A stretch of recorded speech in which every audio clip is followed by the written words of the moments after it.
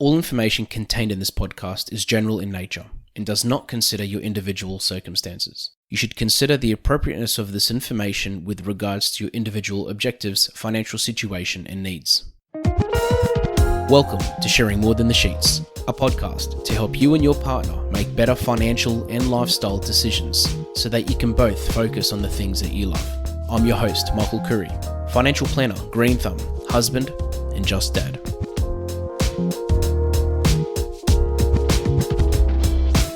Whether you're wanting to get your finances sorted, wanting to get ahead, wanting to make the most of the money that you actually have, or even just to make sure that you're doing the right thing financially, most people lead towards looking for a financial advisor. In this episode, we're going to talk about the different types of financial advisors that exist and things to look for when choosing an advisor. First of all, it's really important to work out the reason that you're seeing a financial advisor or a financial planner. And before I get into that, let's talk about the difference between them. And just to let you know, there is no difference. So essentially, it's the same thing. And a financial advisor is somebody that is licensed or under a license to give you financial advice, personal financial advice. This is really important because many times people will talk to somebody that they think is a financial advisor, but sometimes they're just a salesperson, or sometimes they're a finance broker and they can give advice on credit and mortgages, but they can't give advice on personal financial matters other than that. Sometimes I've heard of people that do nothing but sell property call themselves financial advisors. Now, that's not allowed anymore, but I have seen it in the past, and it is really important to understand how to identify what a financial advisor actually is, and it is through that point that I mentioned earlier about finding somebody that's licensed or who is under a license and is able to give you personal advice. Now, these people can be found on a register. ASIC have a financial advice register where you can actually search a financial advisor's name. And on that register, you can actually see some details about the history, how long they've been an advisor, what qualifications they have, whether they're part of any governing bodies, whether they've had any disciplinary action, bannings, disqualifications, etc. So a lot of that will actually appear on that ASIC register. And that is a good way to check that the person that you're looking at actually is a financial advisor. Now, most importantly, you need to work out why you're seeking advice. So normally somebody will talk to a financial advisor when an event has occurred in their lives, such as they're about to buy a house, or they're thinking of it, or maybe they've had a baby and they want to look at life insurance and planning their money. Or sometimes it's just, I've had clients actually say that it's their way of becoming an adult, and I've heard this from people in their 40s and 50s, by the way. So it's essentially one of those things where as you get older, you get to a point where you think, hold on a second, I see a doctor when I need advice on my health. I see an accountant to do my tax because I don't trust myself.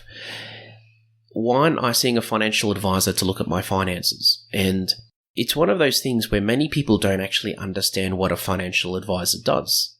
If you contact a good financial advisor, most of them are very open, and they should be very open with, what type of advice they give, how much they charge, and the most important point is, personally, when I talk to a client or somebody for the first time, we have a 15-minute phone chat, which I do not charge for. And the purpose of that is to work out whether that person needs advice, in what areas do you need advice, and whether I'm the right person or not to actually give that advice. Sometimes the call does go for more than 15 minutes, but the whole point is to essentially be very honest with ourselves. Me as an advisor to be as honest as possible to that person, but that person to also be as honest as possible to themselves as to what they actually need advice on. Now, most of the time, it's a lot more than just one area, and it's very important to talk about these things because you can't focus on one area, ignore the other 6 or 7. It is really important to look at things holistically and to understand that a person's financial situation is a lot more complicated than they think. And many times I'll talk to somebody and they'll say, look, my situation's really simple, it's really straightforward. But when I actually start getting into it and we start looking at different facets of their financial life, we realize that it's actually not that simple, in that there's there are certain things where, if we change something here, it's going to affect something over there. When doing your research on a financial advisor, a really good way to work out whether that person is credible or not, just like we look at anything these days to look at whether it's credible or not, is to look up its Google reviews. So Googling that financial advisor normally helps. Their business should have some Google reviews. And alternatively, there's actually a website called Advisor Ratings, which rates financial advisors. And every financial advisor should have a profile on that. And if you search that financial advisor, it would come up with ratings from that advisor's clients. They give them a rating, not just 0 to 5, but there are different areas that they rate that advisor on, whether it's expertise, communication. And this is a way to look at an advisor from the perspective of his or her existing clients and to see how they see that advisor, whether they're happy with him or her or not, what that person's strengths are, and just to get a better insight as to how that advisor actually works. So these podcasts have been brought to you by Better Financial Planning Australia. To book a free 15-minute phone chat, visit betterfinancialplanning.com.au. So when you do talk to an advisor for the first time, once you've established that they are an advisor and you've had that discussion, it's really important to feel as comfortable as possible with that person, because a financial advisor, as a financial advisor, we talk to you about a lot of things. It's not just your money. We talk about your health. We talk about your family circumstance. We talk about your goals. Personally, I like to dig even deeper than that and talk about, anything, even from an emotional perspective that can potentially affect your financial circumstance. So it's really important to ensure that you're comfortable with the person that you're talking to. Through these podcast shows, I like to put myself out there and show people who I am. And I find that when I do talk to somebody for the first time, especially after they've listened to some of these episodes, they do feel very comfortable with me and they essentially get to see who I am. And it is really important that whatever advisor you talk to, that you really feel comfortable talking to that person. And if you don't feel comfortable talking to them, go and find someone else, because it is a big decision. And the idea is not to keep changing your financial advisor. It's to have someone there to build that relationship with that person and hopefully have that person take you on a financial journey where you can achieve your goals and smash them. Now, in that first discussion, as I said, you'll work out whether you need an advisor and whether that advisor can actually help you. From there are different fee structures. Most advisors will charge an upfront fee for advice, and then they will charge an ongoing fee to have that ongoing advice. Some will charge a significant ongoing fee and no upfront fee at all.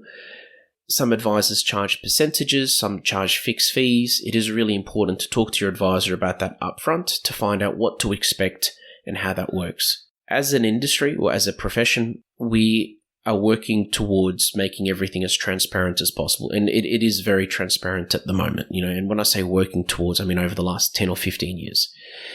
As an advisor, we need to disclose conflicts. We need to disclose exactly what our fees are. We need to disclose literally anything that we feel is in your best interest to know. And there are laws, there is legislation, there's a code of ethics that we need to abide by. And all of this is just to make the profession and to make your experience as transparent as possible so that you know what to expect and so that you know what you're actually getting as well. Further to that, every advisor has a financial services guide, an FSG, and this should be on their website along with their privacy policy. And this explains services that they offer, how they charge, who owns the company, any links to product providers, and their AFS, Australian Financial Services, AFS license number. So again, it's all about transparency and understanding who you're dealing with and what type of experience you're going to get. And that will only come through research and talking to that advisor. Overall, I cannot stress enough the excitement that I get every time I talk to a client for the first time. These people, somebody that contacts me half the time has had an advisor and is looking for another advisor that is more aligned with their goals and their style. And sometimes it's somebody that's never actually had an advisor before. And it's, either their parents talk to them or their partner or their friend, or they saw something online and they think, you know what, I should talk to somebody and actually probably get some advice. Personally, I'm very upfront and honest with somebody about the circumstance the first time I talk to them. And it's normally very obvious as to whether somebody actually needs advice and what the actual benefits of that advice are going to be. The other thing as well, and I remind everybody of this all the time when I talk to them about their financial affairs, is that they need to really be comfortable with everything, even with the advice itself. At the end of the day, as an advisor, yes, we are the expert, but you need to be able to sleep at night. You need to be comfortable with the decision that you're making. And it's such an exciting part of your life journey as an adult to get financial advice. And financially, it could be one of the most rewarding. I've done an episode before on the benefits of financial advice, but the two that come to mind, the two biggest ones, is first of all, to ensure that you are on the right track. So even if you pay an advisor a fee to literally tell you keep doing what you're doing, at least you know, compared to just assuming or wondering if you're doing the right thing and then finding out 10 or 15 years later that you probably weren't doing the right thing. The second thing as well, the second big benefit that, again, excites me, apart from knowing that you're on track and that you're heading the right way, is having that accountability piece and knowing that you are heading in a particular direction and that there's that accountability and that there's somebody there that's checking things with you. Because, and I've said this before, but health and finances are the two biggest things that we put off in our lives. When we procrastinate on so many different things, but health and finances are two of the biggest things that we put off, that we neglect, that we say, okay, look, I'll just deal with it later. And having someone there just keeps you accountable and it keeps you in check, and it helps you keep in check with your own finances so that you can make sure you're on track. And if you fall off track, you know about it and you look at strategies to get back on track. And if you're way ahead of your goal, you know that, and you can either move the goalposts to push yourself even more or to readjust your goals to make sure that your whole circumstance is appropriate to your capacity. So it's such a big decision. It's such an exciting decision. And I hope this episode has helped you think of some ways and strategies as to how to find a financial advisor and things to look out for. And all I can say is that the journey shouldn't be daunting. It shouldn't be overwhelming, and it shouldn't be stressful. So if it's any of those things, it is really important to stop for a second, look back, look at what you're trying to achieve, what you're trying to do, and then talk to who you need to, do your research so that you can find a financial advisor that will help you do, be, and feel better. Thanks for joining us on Sharing More Than the Sheets. Please make sure you subscribe to be updated with future episode releases, and feel free to share this episode with any friends or family that you think it might benefit. Please visit us at sharingmorethanthesheets.com.au to submit questions or requests for future podcast topics. These podcasts have been brought to you by Better Financial Planning Australia. To book a 15-minute phone chat, visit betterfinancialplanning.com.au.